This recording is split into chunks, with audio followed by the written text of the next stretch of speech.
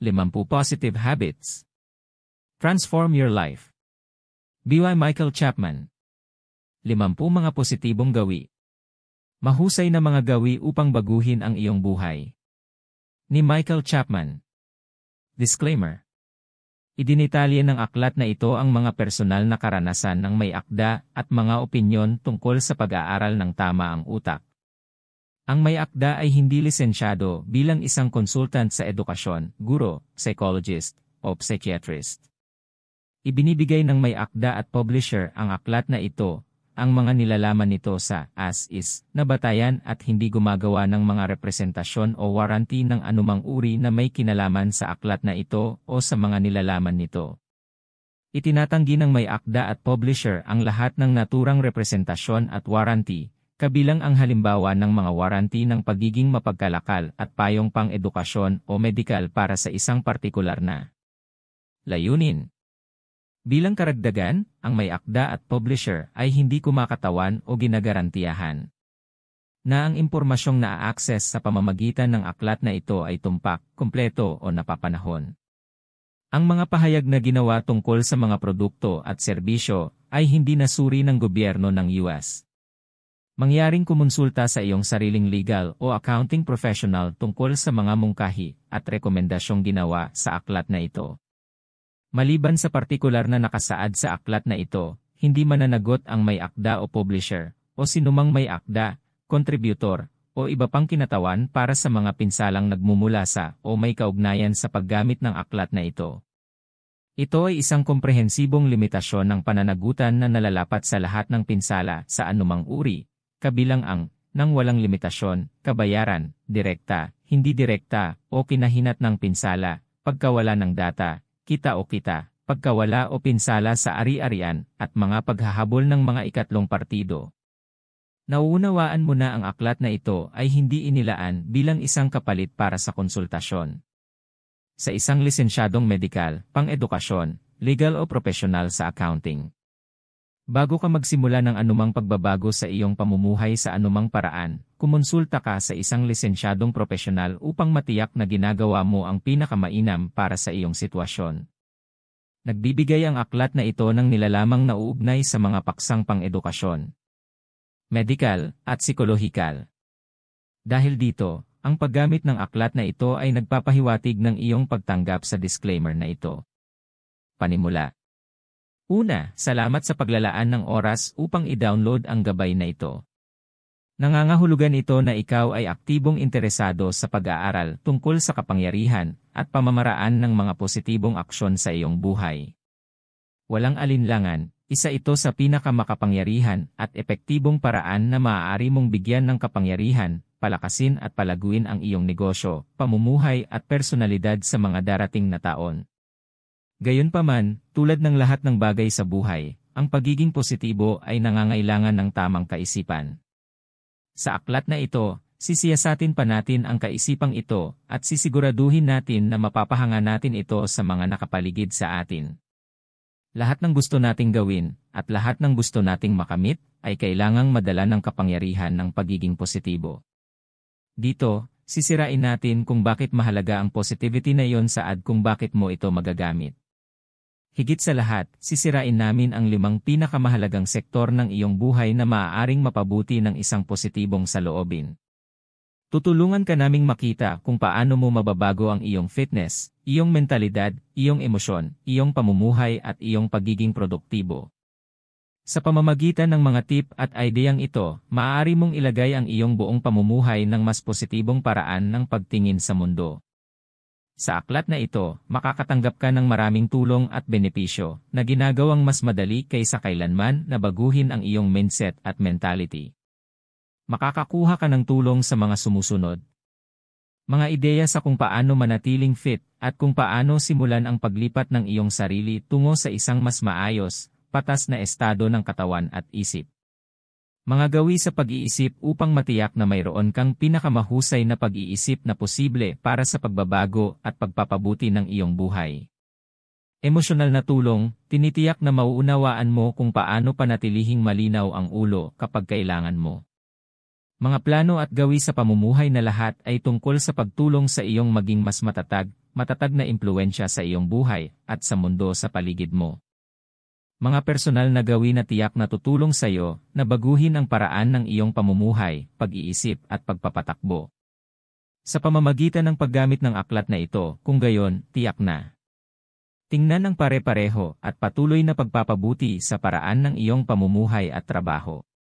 Pagbutihin ang iyong katawan, ang iyong isip at ang iyong kaisipan upang matulungan kang malampasan ang mahihirap na araw at matiyak na palagi kang makakaya.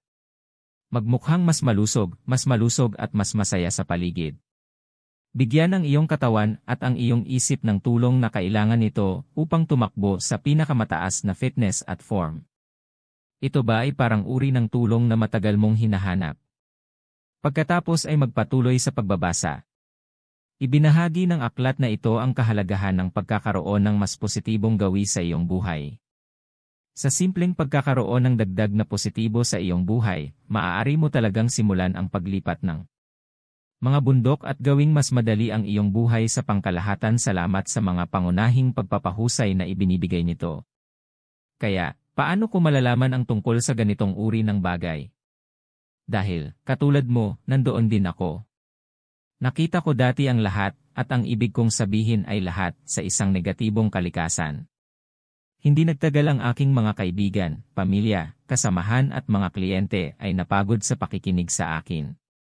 Ang lahat ay may ngunit, at walang pinayagang dumaan ng walang negatibong slant.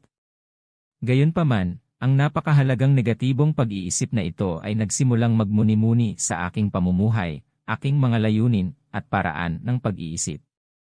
Kaya, lubusan kong sinaliksik ang bawat bahagi ng aking buhay na nakita kong maaaring hadlangan ng pagiging mas negatibo, at nalaman kong ito ay isang bagay na humahadlang sa lahat tungkol sa akin. Ang aking pagkatao, ang aking pag-iisip, ang aking mga paniniwala, ang aking pag-unawa sa mundo sa paligid ko, lahat ay napaka-negatibo. Ito ang dahilan kung bakit ginawa ko ang pagbabago sa kung nasaan ako ngayon. Ito ang dahilan kung bakit maaari kang makakuha ng parehong hindi kapani-paniwalang pagbabago ng kaisipan, paniniwala at pamumuhay. Susuriin namin ang pinakamadaling paraan upang gawin ang mga pagbabagong ito, kung paano panatilihin ang mga ito sa iyong buhay, at kung paano matiyak na maaari kang makinabang mula sa mga ito hanggat maaari. Handa ka na bang magsimulang mag-aral, kung gayon? Tingnan natin kung paano mo mababago ang iyong buhay, ang iyong pag-iisip, at ang iyong mga pagkakataong magtagumpay. Lahat ng ating tatalakayin ay maaaring gawing mas epektibo sa pamamagitan lamang ng pagtingin sa kung paano ito nalalapat sa iyong sariling mga kalagayan. Nalaman kong lahat ng babanggitin ay akma at umaayon sa kung nasaan ako sa pag-iisip. Kaya, paano ito makakatulong sa iyo? Alamin natin. Mga layunin at gawi sa fitness. Bago tayo magpatuloy, mahalagang magsimula sa pangunahing punto, ang iyong katawan. Gusto naming tingnan kung paano ka makakagawa ng positibong epekto sa iyong buhay sa mga tuntunin ng pagiging produktibo at pagkamit ng iyong mga layunin. Gayunpaman, nalaman kong hindi pa handa ang aking isip para sa pagbabago. Ang dahilan ay hindi sapat ang aking katawan upang mapadali ito. Kaya, tumingin ako sa mga layunin at gawi sa fitness na gusto kong subukan at tularan. Nakilahok ako sa programang ito at mabilis na nalaman na ang mga tips sa ibaba ay nakatulong sa akin na muling hubugin, palakasin, at i-optimize ang aking katawan para sa pagpapabuti. Naglalakad araw-araw. Bakit ito makakatulong sa akin na maging mas positibo? Ang unang ideya na inirerekomenda kong tingnan mo ay ang paglalakad araw-araw. Ang paglalakad araw-araw ay isang napakakapaki-pakinabang na paraan upang bigyan ang katawan ng karagdagang ehersisyo. Paglalapat ng aksyon para sa tumaas na positibilidad. Maglakad-lakad lang sa unang kalahating oras na gising ka na at handa nang umalis. Ang isang simpleng paglalakad sa paligid ay maaaring makatulong sa pagdaloy ng dugo at pagbutihin ang kalinawan. Gaano kadalas ako dapat magsanay? Araw-araw. Ito ay isang bagay na hindi ko irerekomenda na alisin. Ito ay isang kapaki-pakinabang na paraan upang mahasa ang katawan at matiyak na ikaw ay nasa mabuting kalagayan sa pagtatrabaho. Buhay na walang pagbabagong ito. Magsisimula ka ng higit pang mga araw na may kakulangan ng pagnanasa sa iyong puso at kawalan ng paniniwala sa iyong sarili. Ang mga araw na walang aktibidad ay may posibilidad na maging matamlay, mabagal at madalas na puno. Buhay na may pagbabagong ito. Sa simpleng paglalakad sa umaga, gayunpaman, tinitiyak mong nakakakuha ka ng ilang ehersisyo. Ang ehersisyo ay naglalabas ng mga endorphins na nagpapasaya sa atin at mas matalas. Ang paglalakad araw-araw ay nagpapabuti ng mood, katotohanan. Pananatiling aktibo. Bakit ito makakatulong sa akin na maging mas positibo?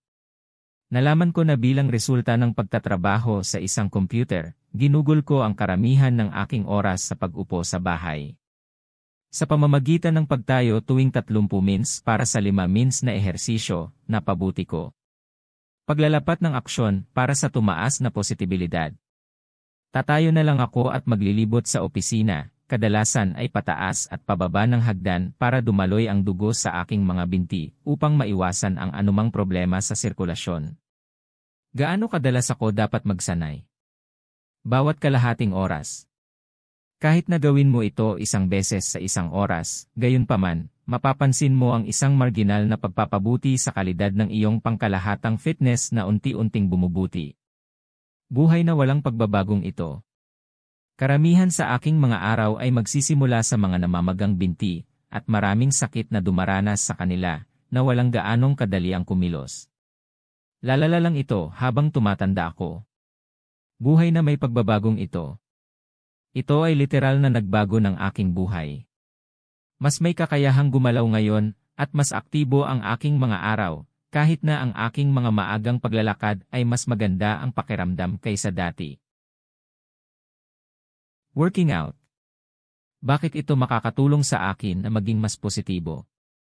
Nalaman ko na sa loob lamang ng 10 minutong pag-ehersisyo ay magagawa ko ang karamihan sa mga bahagi ng aking katawan at bigyan ang aking sarili ng isang kinakailangang ehersisyo. Ang simpleng paggawa ng mga pagsasanay sa lakas ay talagang nakatulong. Paglalapat ng aksyon para sa tumaas na positibilidad. Araw-araw may iba akong gagawin, dibdib, binti, braso, hita at bi. At nalaman kong nakatulong talaga ito para mapabuti ang mood ko. Naramdaman ko rin na mas fit at mas confident. Gaano kadalas ako dapat magsanay? Ginagawa ko ito araw-araw at inirekomenda ko na gawin mo rin ito. Ang mga benepisyo ay maaari lamang maging positibo na nag-iiwan sa iyong katawan na pakiramdam na mas malakas at ang iyong isip ay tumatakbo ng mas mabilis. Buhay na walang pagbabagong ito. Nalaman ko lang na ang aking kalidad ng fitness ay mabilis na bumababa. Kung hindi ito ginagawa, ang aking lakas ay patuloy na humihina at ang aking katawan ay magiging tamad at matamlay ng mas matagal. Buhay na may pagbabagong ito. Tuwing umaga mas matalas at mas alerto ang pakiramdam ko kumpara sa ginawa ko. Mas malakas ang pakiramdam ko at mas may kakayahang harapin ang mga pisikal na problema nang walang ganoong hindi kapani-paniwalang paghihirap. Jogging on the spot. Bakit ito makakatulong sa akin na maging mas positibo? Ang isang mahusay na maliit na solusyon na nakita ko ay simpleng pag-jogging sa lugar para sa tagal ng isang programa sa TV. Nanonood ako ng maraming soccer at magjo-jogging noon. Paglalapat ng aksyon para sa tumaas na positibilidad. Kailangan ko lang tumayo at mag-jogging. Dahil ako ay tumutuon sa TV, nalaman ko na gumagamit ako ng mas kaunting enerhiya sa pag-iisip at sa makatuwid ay maaaring magpatuloy. Gaano kadalas ako dapat magsanay? Muli, ginagawa ko ito araw-araw. Nalaman ko na ito ay may malaking benepisyo sa aking pangkalahatang kalidad ng buhay, ang aking cardio ay nagsisimula ng bumuti ng tuloy-tuloy. Buhay ng walang pagbabago. Na ito ay patuloy lang akong lumalala at lumala, ang rehimeng ehersisyo na ito ay tumutulong sa akin na makisali sa aking pangkalahatang tibay ng higit pa at ginagawang mas madaling manatiling malapit sa perpektong fitness. Buhay na may pagbabagong ito. Ang isang pangunahing bahagi ng aking buhay bago ay ginugol sa panonood ng TV at pagtingin sa mga screen. Binago ng simpleng pagbabagong ito ang paraan ng pagtatrabaho ko, pagpapabuti ng pagiging produktibo at cardio ko. Aktibidad sa silid tulugan. Bakit ito makakatulong sa akin na maging mas positibo? Kung ikaw ay ganoong uri ng tao, kung gayon ang kaunting personal na oras sa isang mahal sa buhay ang kailangan mo. Sa pamamagitan lamang ng pakikipagtalik ng higit pa, lalakas ang iyong pakiramdam. Paglalapat ng aksyon para sa tumaas na positibilidad. Ang regular na pakikipagtalik ay mahusay para sa pagiging isang elementong pampawala ng stress, at maaari pa ngang gamitin upang maibsan ang iyong katawan sa karamdaman dahil nakakatulong ito na palakasin ang immune system sa loob ng mahabang panahon. Gaano kadalas ako dapat magsanay? Well, hanggat kaya mo. Walang kinakailangang tiyak na halaga, ngunit higit pa sa ginagawa mo ngayon ay dapat na isang angkop na kapalit. Ito ay talagang nakasalalay sa iyo. Buhay na walang pagbabagong ito. Bueno, pinapataas mo ang iyong mga pagkakataong magkaroon ng mas masahol na kalusugan ng cardiovascular, at sinasabi pa nga ng ilang pag-aaral na maaari nitong dagdagan ang iyong pagkakataon na magkaroon ng kanser sa prostate sa pamamagitan ng medyo malaking margin. Buhay na may pagbabagong ito. Mas maganda ang tulog ko, hindi gaanong masakit ang katawan ko at mas maganda ang kalidad ng buhay ko. Ang aking relasyon ay lumakas din, at mas komportable kami sa isa't isa. Paghahanap ng ugali. Bakit ito makakatulong sa akin na maging mas positibo? Gayunpaman, ang isa sa pinakamakapangyarihang paraan na natagpuan ko upang matulungan ang aking sarili ay ang paggamit ng isang ugali. Pinulot ko ang paglalaro ng mga palaisipan at nakatulong ito para talagang matalas ang aking isipan. Paglalapat ng aksyon para sa tumaas na positibilidad. Ang dahilan kung bakit pinili kong sumama sa isang bagong libangan ay dahil nakakatulong ito sa amin na talagang mapabuti ang aming fitness at ang aming pamumuhay. Ang mga bagong aktibidad ay mabuti para sa kaluluwa. Gaano kadalas ako dapat magsanay? Hanggat maaari, depende ito sa iyong ginagawa. Kung magpasya kang sumali sa isang sports team, halimbawa, tiyaking ituturing mo ito ng may 100% dedikasyon. Buhay na walang pagbabagong ito. Magkakaroon ka lang ng hindi gaanong kawili-wiling pamumuhay, at malamang na maging mas inis, at bigo sa limitadong mga eksperimento na mayroon ka. Nagdaragdag ito ng ilang napakakagiliw-giliw na pagkakaiba-iba. Buhay na may pagbabagong ito. Gayunpaman, sa pagbabagong ito, magsisimula kang maging mas komportable bilang isang tao. Nagdaragdag ito ng pagkakaiba-iba sa iyong buhay at tinitiyak na patuloy mong makikita ang pare-parehong tagumpay habang sinisimulan mong magtagumpay at humarap sa mga bagong hamon sa buhay. Parking sa malayo. Bakit ito makakatulong sa akin na maging mas positibo? Sa tuwing kailangan kong pumunta sa mga tindahan o sa opisina, pumarada ako ngayon ng ilang bloke ang layo. Nagdaragdag ito ng 1 pang 2 tandang bawas 3 minuto ng paglalakad, na kapaki-pakinabang. Paglalapat ng aksyon para sa tumaas na positibilidad. Pinili kong gawin ito dahil lang masarap magkaroon ng kaunting dagdag na ehersisyo. Nagbibigay din ito ng oras para sa pagmumuni-muni sa sarili bago ako makisali. Gaano kadalas ako dapat magsanay? Sa tuwing lalabas ka. Nalaman ko na isa lamang itong simple, ngunit madaling maliit na ugali na unting mapapabuti ang fitness ngunit makakatulong sa amin na mag-relax sa aming mga isipan. Buhay na walang pagbabagong ito. Hindi ito magiging isang nakakasira sa lupa na pagkakaiba, ngunit isa lamang itong positibong aksyon na maaari mong gawin. Kung wala ito, wala kang magagawang pagkakaiba. Buhay na may pagbabagong. Ito mas magiging maayos ang pakiramdam mo, papasok ka sa trabaho, pamilya at hindi gaanong kalat sa isip, at mas gaganda ang pakiramdam mo tungkol sa kung sino ka at sa iyong katawan sa pangkalahatan. Tamang pag-unat. Bakit ito makakatulong sa akin na maging mas positibo? Nalaman ko na ang isa sa mga pinakakapaki-pakinabang na paraan para sa akin upang makakuha ng isang mas mahusay na frame ng fitness ay simpleng paggawa ng stretching para sa 5 minuto, post-shower o paggising. Paglalapat ng aksyon para sa tumaas na positibilidad. Aalis na lang ako sa kama at iunat ang aking mga binti, aking hamstrings, aking mga braso, aking leg at aking likod. Tumagal lang ng ilang segundo. Gaano kadalas ako dapat magsanay? Tuwing umaga. Tinutulungan ka nitong makalabas ng pinto nang wala ang lahat ng mga cramp at stretches na karamihan sa atin ay naharap sa ating sarili sa buong araw. Napakakapakipakinabang para sa pagtulong sa iyong katawan na gumaling at gumaling mula sa sakit. Buhay na walang pagbabagong ito. Ang hindi paggawa nito ay hindi magiging isang malaking issue, ngunit ang bawat maliit na tulong kung gusto mong ayusin ang iyong sarili. Buhay na may pagbabagong ito. Mababawasan ang iyong pakiramdam ng pilit at pananakit sa umaga, at mas malamang na makarating at makalabas sa iyong mga layunin sa araw na hindi nakakaramdam ng kakilakilabot pagkatapos mong matapos. Pagsasama-sama. Bakit ito makakatulong sa akin na maging mas positibo? Nagpupumilit na maging maayos ang iyong sarili. Pagkatapos ay dapat mong isaalang-alang ang pagtakbo kasama ang isang kaibigan. Ang isang running buddy ay maaaring gumawa ng isang tunay na pagkakaiba sa iyong fitness. Paglalapat ng aksyon para sa tumaas na positibilidad. Natagpuan ko ang pagpunta para sa pagtakbong iyon na pinag-usapan namin sa umaga, ngunit kasama ang isang kaibigan, pagkatapos ng ilang linggo ng pagsasanay ay mabuti para sa moral at pangkalahatang kasiyahan. Gaano kadalas ako dapat magsanay? Anumang oras na kaya niyong dalawa, maaaring humadlang ang mga pangyayari, ngunit hindi ito dapat maging isang bagay na labis na pumipigil sa iyo. Siguraduhin mo lang na maglalaan ka ng oras kung kailan mo pareho. Buhay na walang pagbabagong ito.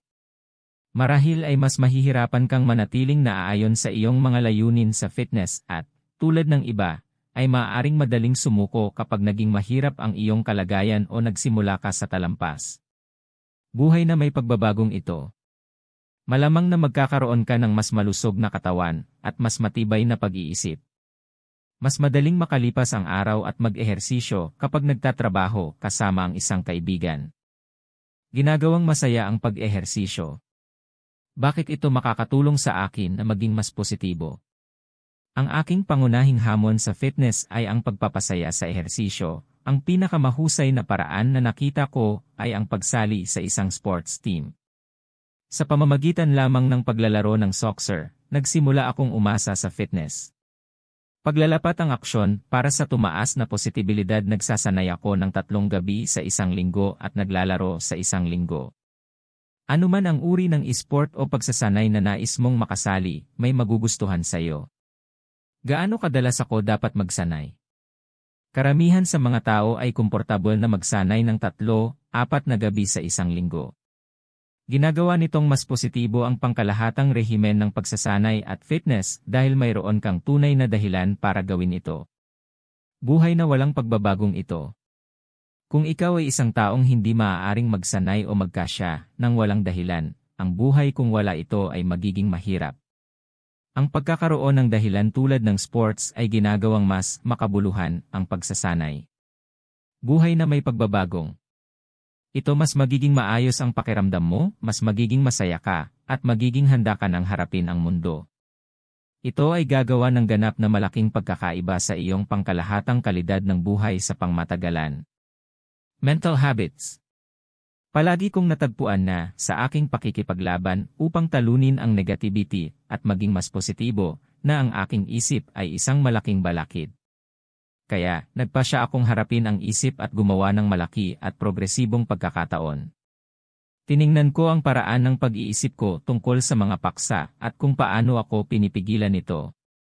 Ang mga sagot na nakuha ko ay medyo kahanga-hanga, sa totoo lang. Nalaman ko na ang aking buhay ay magiging mas pare-pareho sa pamamagitan lamang ng paggawa ng mga sumusunod na pagbabago.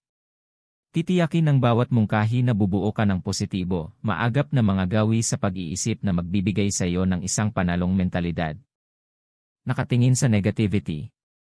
Bakit ito makakatulong sa akin na maging mas positibo? Gayunpaman, ang isa sa pinakamakapangyarihang pagbabago na maaari mong gawin ay baguhin kung paano mo tinitingnan ang mundo sa paligid mo sa kabuuan, paano mo tinitingnan ang negativity. Paglalapat ng aksyon para sa tumaas na positibilidad. Nagsimula akong maglaan ng ilang oras upang malaman kung gaano ako negatibo sa araw. Napansin ko kung gaano kadalas ako pumunta sa negatibong ruta, araw-araw. Gaano kadalas ako dapat magsanay? Araw-araw. Nalaman ko na ang pinakamadaling paraan upang baguhin ang aking pag-iisip ay ang ipaalam ito sa aking sarili. Kung alam ko kung gaano ako negatibo, baka magbago ako. Buhay na walang pagbabagong ito. Ipagpapatuloy mo lang ang mga negatibong kaisipang iyon na tumakbo sa likod ng iyong isipan. Kung nais mong maiwasan ito, kailangan mo lamang na isaalang-alang ang paggawa ng oras para sa pagsasaalang-alang. Buhay na may pagbabagong ito. Ang pangunahing dahilan kung bakit inirekomenda kong gawin ang pagbabagong ito ay dahil nakakatulong ito sa iyong magkaroon ng kamalayan sa iyong kaisipan, gaano kalala ang kailangan nitong magbago dito. Pag-iisip tungkol sa tagumpay. Bakit ito makakatulong sa akin na maging mas positibo?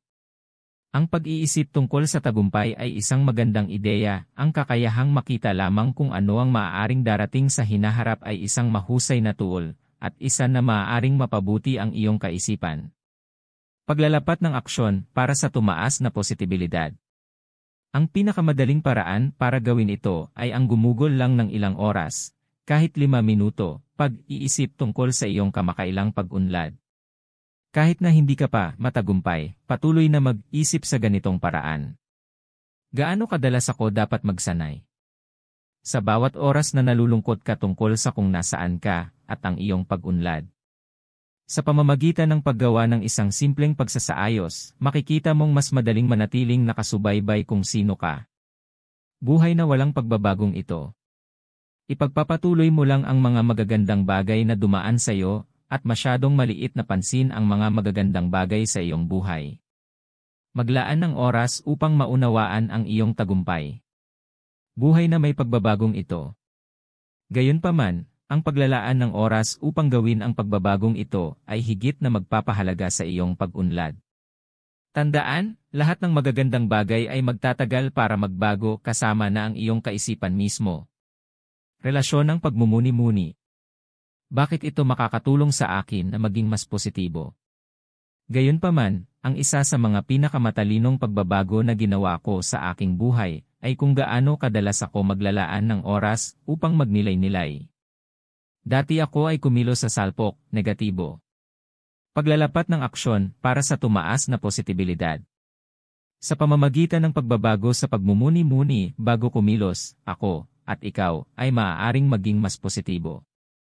Nagbibigay daan ito sa iyong makita ang mabuti, samantalang ang pagkilos ay karaniwang nangangahulugan ng pagtugon sa mga negatibo. Gaano kadalas ako dapat magsanay? Araw-araw. Nalaman ko na ang simpleng paglalaan ng maikling panahon ng araw upang tingnan kung nasaan ako sa aking isipan ay isang napakalusog na nakaraan na tumutulong sa akin na tumuon. Buhay na walang pagbabago na ito. Mabilis kong napansin na ang pagkabigong gawin ito ay karaniwang nangangahulugan na ang aking buhay ay magiging mas nakakalito at ako ay gumugugol ng masyadong maraming oras upang tumugon lamang sa mga sitwasyong walang katotohanan. Buhay na may pagbabagong ito. Ang simpleng pagbabagong ito ay isang bagay na nakatulong sa akin na huminto sa paggawa ng mga pagkakamali. Ngayon, ako ay mas kalkulado at kumuha ng mas kaunting mga panganib, sa halip ay nagpasya na kumilos sa mga katotohanan sa halip na kalahating katotohanan. Pansinin ang iyong positibilidad. Bakit ito makakatulong sa akin na maging mas positibo? Gaano kadalas mo talagang napapansin sa iyong isipan na ikaw ay positibo? Ito ay isa sa mga pinaka-nagpapatibay na aksyon na maaari mong gawin kapag nagpapahiwatig ng iyong pagiging positibo. Paglalapat ng aksyon para sa tumaas na positibilidad. Nalaman ko lang na ang paglalaan ng 5 minuto ng araw upang tingnan ang isang masayang alaala sa umaga ay isang magandang paraan upang baguhin ang aking mindset mula sa negatibo patungo sa positibo. Gaano kadalas ako dapat magsanay? Tuwing umaga. Ang isang mabilis na alaala lamang tungkol sa isang bagay na nangyari sa iyong buhay ay maaaring sapat na upang maalis ka sa kama ng may ngiti sa iyong mukha, sa halip na sumimangot. Buhay na walang pagbabagong ito. Maaari mong makita na hindi mo ito kailangan sa iyong buhay, at iyon ay ganap na maayos. Gayunpaman, mas magiging komportable ang iba sa paggawa ng pagbabagong ito. Buhay na may pagbabagong ito. Ang paglalaan lamang ng 5 minutong iyon sa pagpuna sa magagandang karanasan sa nakaraan ay sapat na upang mas maging komportable ka sa kung sino ka at kung saan ka pupunta. Pagdetalye ng mga positibo. Bakit ito makakatulong sa akin na maging mas positibo? Ang isang problema na madalas na mayroon ako at ang iba ay palaging naglilista ng aming mga negatibo sa isang sitwasyon. Sa halip na tingnan ang problema, gayunpaman, bakit hindi magsimulang maghanap ng mga solusyon? Paglalapat ng aksyon para sa tumaas na positibilidad. Palitan lang ang paraan ng pag-iisip sa anumang problema. Sa halip na ipagdasal ang pagkakaroon ng problema, simulan ang pagsusuri ng mga praktikal na solusyon na maaaring makatulong sa iyo na itama ang isyong ito sa ibang pagkakataon. Gaano kadalas ako dapat magsanay? Kinailangan kong gawin ito ng higit pa o mas kaunti araw-araw ng ilang sandali. Sa kalaunan, gayunpaman, ito ay naging pangalawang kalikasan, at sa halip ng mga lamenting issue nagsimula akong pinahahalagahan ang paghahanap ng mga solusyon. Buhay na walang pagbabagong ito. Patuloy mong mararamdaman na ang mundo ay laban sa iyo, at na walang makabuluhang paraan upang sumulong at gawing mas madali ang iyong buhay. Kung wala ang pagbabagong ito, mangingibabaw ang negativity. Buhay na may pagbabagong ito. Ang pagpapalit sa pagbabagong ito ng pag-iisip, gayunpaman, ay mangangahulugan na ang mga problema ay ganoon lang, isang problema.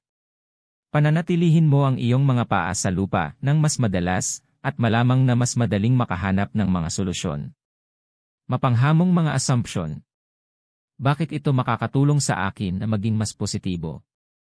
Gaano kadalas mo hinahamon kung paano mo iniisip ang isang partikular na sitwasyon? Kung hindi mo gagawin, oras na para gawin ito. Makakatulong sa iyo ang mga mapaghamong pagpapalagay na matiyak na palagi kang umaangkop. Paglalapat ng aksyon para sa tumaas na positibilidad. Napakadaling hindi kailanman hamunin ang aming mga paniniwala at pagpapalagay, ngunit maaari kang maging negatibo. Sa halip, tanungin ang iyong sarili kung bakit umiiral ang tren ng pag-iisip na yon at kung ito ay lehitimo. Gaano kadalas ako dapat magsanay? Anumang oras na makita mo ang iyong sarili na bumababa sa isang negatibong spiral ng pag-iisip. Mag-online at tingnan kung ano ang iyong ikinababahala. Talaga bang naaangkop ang orihinal na paniniwala na mayroon ka? Buhay na walang pagbabagong ito. Pinipili ng marami na iwasang pumunta sa rutang ito dahil ayaw nilang masabihan sila na mali sila. Ang pagiging mali, gayunpaman, ay hindi isang negatibo, ito ay isa pang karanasan sa pag-aaral. Buhay na may pagbabagong ito. Hindi ka gaanong nakabaon at malamang na hindi gaanong banta ng pagkakaiba ng opinyon. Ito ay isa sa mga pinakapositibong aksyon na maaari mong gawin. Pagtanggap sa iyong tagumpay. Bakit ito makakatulong sa akin na maging mas positibo? Marami sa atin, kasama ako sa loob ng mahabang panahon, ay hindi matanggap kapag tayo ay isang tagumpay. Gusto naming isipin na may kasamang swerte o na ito ay isang pagkakamali. Paglalapat ng aksyon para sa tumaas na positibilidad. Kung ganito ang nararamdaman mo, sa susunod na pumasok ito sa iyong isipan, magtanong sa ilang taong pinagkakatiwalaan mong ibalik sa iyo ang makatotohanang sagot. Gaano kadalas ako dapat magsanay? Sa tuwing nararamdaman mo ang krisis ng kumpiyansa na darating. Ito ay isang mapanganib na problema at isa na mas malamang na magpapasama sa iyong pakiramdam. Iwasan ito sa pamamagitan ng pagtatanong sa tuwing darating ito. Buhay na walang pagbabagong. Ito patuloy mong ibagsak ang iyong mga tagumpay habang inaayos ang iyong mga pagkabigo. Bumubuo ito ng negatibong pag-iisip at ito ang pinakamasamang direksyon para sa isang positibong buhay na hinihimok ng aksyon. Buhay na may pagbabagong ito. Ikaw ay magiging mas komportable at mulat sa iyong mga tagumpay at kabiguan sa buhay. Titiyakin nito na maaari kang magpatuloy sa pag-unlad nang hindi palaging nakikita ang iyong sarili bilang nabigo. Sinusuri ang iyong mga pagkabigo. Bakit ito makakatulong sa akin na maging mas positibo? Sa pamamagitan ng paglalaan ng oras upang aktwal na tingnan kung bakit ka nabigo, mas madali mong mahanap ang mga solusyon. Marami sa atin ang nakakaalam na tayo ay nabigo, ngunit bakit? Paglalapat ng aksyon para sa tumaas na positibilidad. Umupo lang at isulat ang 5 dahilan kung bakit ka nabigo. Ngayon, alam mo na kung ano ang dapat mong gawin. Maaaring masakit na gawin ito, ngunit ito ay tungkol sa bilang positibong aksyon na maaari mong makuha. Gaano kadalas ako dapat magsanay? Ang pagsasagawa nito ay gagawing mas madali ang iyong buhay kaysa dati, kaya gawin ito sa tuwing mabibigo ka. Ang kabiguan ay isang paglalakbay, hindi ang patutunguhan. Buhay na walang pagbabagong ito.